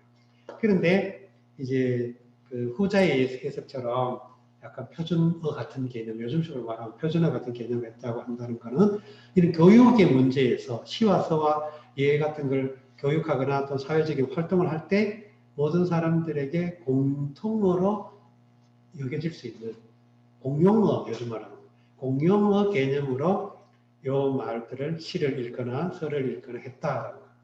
근데 그 두 번째 해석도 상당히 유력한 근거가 있는 거지. 저희가 어릴 때도 그냥 지역에서 그냥 고향에 태어나서 고향에 자라가 쭉 할 때도 어떤 공적인 행위에서는 표준말을 쓰려고 하거나 했죠. 공식적인 관청이나 관공서나 공용어로 뭔가를 할 때는 그 어색한 표준을 썼다고. 어색하지만. 그런 것들이 근거가 있다고 볼 수 있죠. 그래서 아언을 그 두 가지로 해석할 수 있습니다. 참고로 그 정약용 선생의 그 한국 우리나라 말 어휘에 대한 연구를 한책 제목이 아언각비라는 책이죠. 아언각비라는 책. 자, 이렇게 넘어갈게요. 자, 소아언은 시서 심례이 개아언야 이러시다. 다음 구절 조금 길긴 하지만 공자가 스스로를 수레하면서 자긍심을 갖는 그런 표현 중에 하나로 상당히 이것도 인상적인 내용입니다. 그래서 한번 읽어 보시겠습니다. 좀 조금 길지만 석공이 문 공자 자로 언을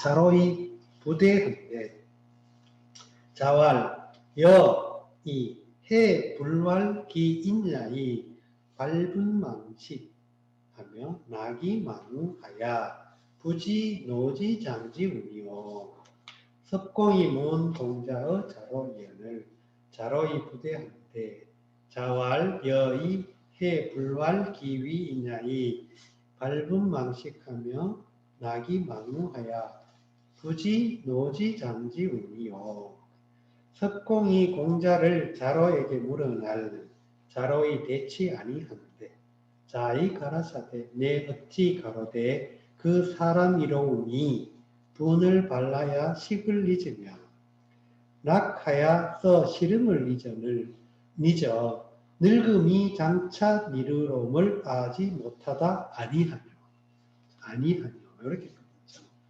여기서는 석공이라는 인물과 자로, 그 다음에 공자 이렇게 세 사람의 대화 상황이 연출되고 있죠. 먼저 석공. 이제 이거는 엽입사기라는 뜻을 쓰는 엽인데 그 땅 이름이나 성으로 쓸 때는 섭. 근데 중국 발음은 둘 다 이해라고 되어 있어가지고 구별이 안 돼요. 그러나 우리 전통 한자 발음으로는 엽하고 섭하고 구별이 되죠. 근대 중국의 근현대 중국 사회에 아주 중요한 역할을 하는 인물 중에 하나가 섭거명이라는 인물이 있어요. 이해지인인데 이해지인 이 사람이 그 모택동과 사인방의 몰락하고 등소평으로 중국 역사가 전개될 때 아주 결정적인 역할을 했어요. 만약 이 섭거명이라는 사람이 좀 판단을 잘못했더라면 상당히 중국 역사가 다른 방식으로 전개됐을 정도로 중요한 역할을 인물입니다. 섭거명 이제 이해지인입니다. 아무튼 이거는 이제 섭이라고 하고 공이라고 되어 있는데 주석에는 보면 섭공은 초서편윤 그렇게 되어 있죠. 초서편윤이란 말은 초나라에 섭이라고 하는 현이 있는데 거기에 우두머리 그런 뜻이에요. 윤은 이제 우두머리가. 그래서 이 윤을 예를 들어 옛날에 서울시장은 부윤 그랬죠. 또는 환윤, 또 좌윤, 한성 부윤, 한성 부시장을 한성 좌윤 뭐 이런 식으로. 그런데 이 현이라니까 현은 이 하급단이죠. 하급행정단이에요. 국에서 가나국에서. 그럼 초나라의 하급 지방행정단위 중에 하나가 현인데 그 현 이름 중에 섭이라는 현이 있었어요. 그러면 이 사람은 실질적으로는 현의 우두머리니까 뭐 현윤이라고 불러주거나 섭윤이라고 불러주거나 기껏 잘해봐야 석대부 뭐 이런 정도인데 석대부도 아니고 대부 정도죠. 근데 이 공이라고 불렀다는 거야. 그럼 자기를 제후격으로 높였다는 거죠. 그러니까 실제로 초나라가 제후의 나라니까 초에 그 자기가 공이거나 후나 자기 자나 백이거나 그래야 돼요. 근데 이 서편의 윤이 건방지게 석공이라고 참칭을 한 거죠. 그러니까 그런데 어쨌든 논어에서는 이렇게 석공이 지 마음대로 그렇게 석공이라고 붙여도 어쨌든 논어 텍스트 속에서는 그대로 썼죠. 그 점이 좀 특이하긴 해요. 자, 석공이 문공자. 여기서 문공자는 문공자죠. 그러니까 공자를 물었다. 이거 직접 목적어가 되죠. 문 타동사고. 그러면 이제 자로니까 누구에게죠. 공자를 물었는데 누구에게 물었냐? 자로에게 물었다. 그 행위가 진행되고 행위가 괜찮아요. 그 행위가 적용된 대상 다음 조심하겠습니다. 그 자로에게 물었죠. 그래서 자로 부대 이건 그냥 시츄에이션이에요. 상황. 그 자로가 대답하지 않았다, 대응하지 못했다 이 말이죠. 자, 그 다음에 이제 그래서 공자 그 상황에 대한 정보를 듣고서 자로에게 나무라듯이 서운한 감정을 가지고 말한 겁니다. 이 말 속에는 자기를 제대로 알아주지 못하는 자로에 대한 서운함도 묻어 있지만 한편으로는 석공에게 나를 뽐내봐야 못하겠냐 싶은 느낌도 들지만 그럼에도 불구하고 나는 이런 사람이다 하는 자긍심이 묻어나 있죠. 여해불활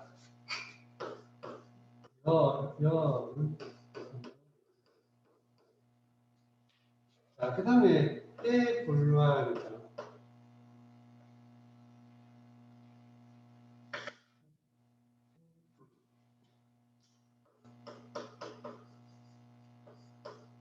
이게 해인데 또는 해로 썼어요. 그래가지고 이 글자가 들어가면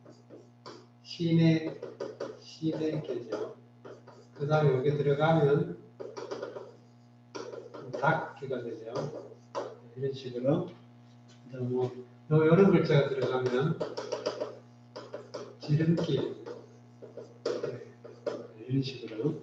이제 이 글자가 발음을 하는, 이 글자가 발음이 되는 글자가 꽤 많습니다. 여기서는 어찌. 자, 그 다음에 이제 어찌해 다음에 그 다음에 이제 해 불활이 있죠. 그럼 불활. 기위냐 됐고. 자, 이게 실제로 문장의 중심된 문장이에요. 주절 같은 거. 말하자면 제일 상위 논함이라고 하는 상위 논함이에요.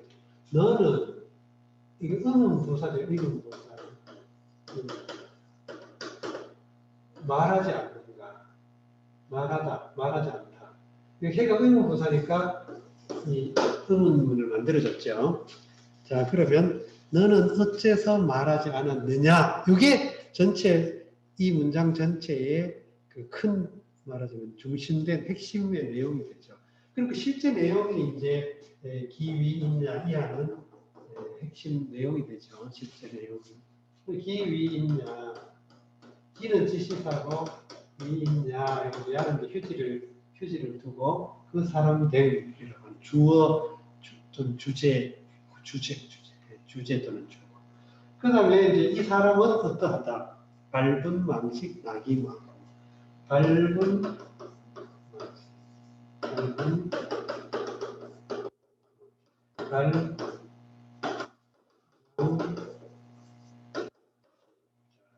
본을 내어서 먹는 걸 잊어버린다. 왜 본을 낼까요? 뭔가를 공부하고 뭐 알기 위해서 애써 노력을 합니다. 본을 내서 제가 먹는 것도 잊어버리고 그런 경험이 있습니까? 여러분들 한 몇 번쯤 있어야 돼요. 그죠? 살다 보면 야, 진짜 내가 정말 열심히 했다. 내 스스로도 이 정도 너 정말 공부 열심히 했다 하는 그런 경험이 있어야 좀 삶에 좀 뿌듯한. 그래서 밟은 망신. 그 다음에 나기망우. 나기망우는 이 나기망우는 이제 그냥 일반적으로는 나기망우 이걸 도치된 걸로 보기도 해요. 그러면 즐거워서 즐겁기에 근데 여기에서는 이제 잃어볼 수도 있죠. 어쨌든 중요한 거는 즐거워서 즐거워서 근심을 잊어버렸다 이겁니다. 근데 여기에 대해서 이제 출자는 뭐 아주 그럴듯하게 쉽게 해석을 해요. 이 학문을 터득하지 못했을 때는 발부망식하고 터득한 뒤에는 나기망우했다. 왜냐하면 이게 말하자면 이 일이 이루어지기 전, 일이 이루어진 뒤 이런 식으로 봐가지고 분류하기도 합니다. 그러나 그렇게 봐도 뭐 무리는 없죠. 나름의 정합성은 있는 거니까. 그러나 어쨌든 중요한 거는 뭔가를 애써 공부를 하려고 발문망식하고 그 다음에 또 어쨌든 뭔가 하나를 터득하면 너무나 기뻐서 근심도 잊어버렸다. 뭔가 하나를 더 알게 돼서 즐거워서 근심도 잊어버렸다. 그 다음에 이제 그래서 여기에 이제 뭐 하여라고 하는 일종의 전제처럼 됐는데 그 다음이 부지 뭐지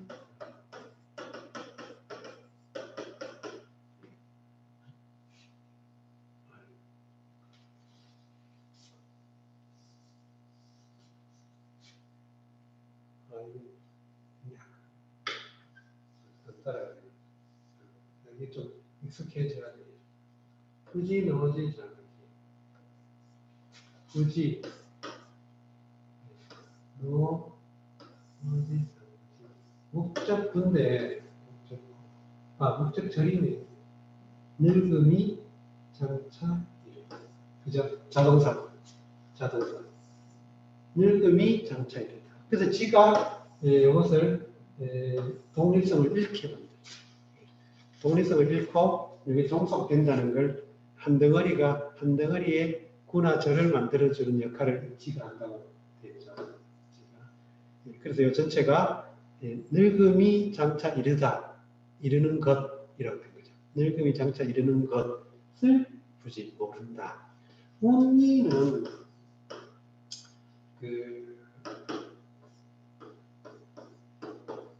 혼인의 이는 뭐뭐일 뿐. 그럼 후는 그렇게 말하다 그런 뜻이죠. 그러니까 이런 식으로 왜 말하지 않았느냐를 한 번 더 설명해 주는 거랍니다. 그래서 불활은 너 왜 그렇게 말 안 했니 하고 그 전체 상위 논항에서 말하는 내용이고 그 밑에 이제 발분망식, 나기망우, 부진어지, 장지, 운 이렇게 어느 정도 좀 이해가 되죠. 그래서 이제 너는 왜 그 사람이 너는 왜 이렇게 말하지 않았느냐? 해불왈, 해불왈 이렇게. 그다음 기위냐, 발문망식, 나기망우, 부진어지, 장지, 운이 이렇게 이제 실제 말할 내용을 대입시켜 준 거죠. 섭공이 문 공자의 자로 연을 자로 부대하는데 자왈 해불왈 기위냐이 발분 망식하면 낙이 망무하야 부지 노지 장지 운이요 이렇게. 자 문장이 오늘도 좀 상당히 그래도 어려운 편에 속했죠. 그러나 이제 한문 문장 이런 게 하나둘 좀 낯선 문형이라도 하나둘 익히다 보면 이게 한문 문형이 이렇게 생겼구나 차츰 익숙해지면 한문도 재밌어요. 재밌는 언어죠. 그리고 또 조금 익숙해지고 나면 여러분들이 나중에 이제 이런 우리 동아시아 고전 텍스트를 이해하는 어떤 기본 소양을 갖추는 그런 초보죠. 가장 먼저 해야 될 과정이 이 과정이죠. 어렵더라도 기왕 시작한 거 끝을 잘 맺을 수 있도록 분발하시고, 공자도 발분망식했는데 발분망식까지는 아니더라도 꾸준히 시간만이라도 떼면 돼요. 지금. 마칠 때까지 시간만 떼면 돼요. 수고하셨습니다. 다음 주에 뵙겠습니다. 맞습니다. 감사합니다. 알겠습니다.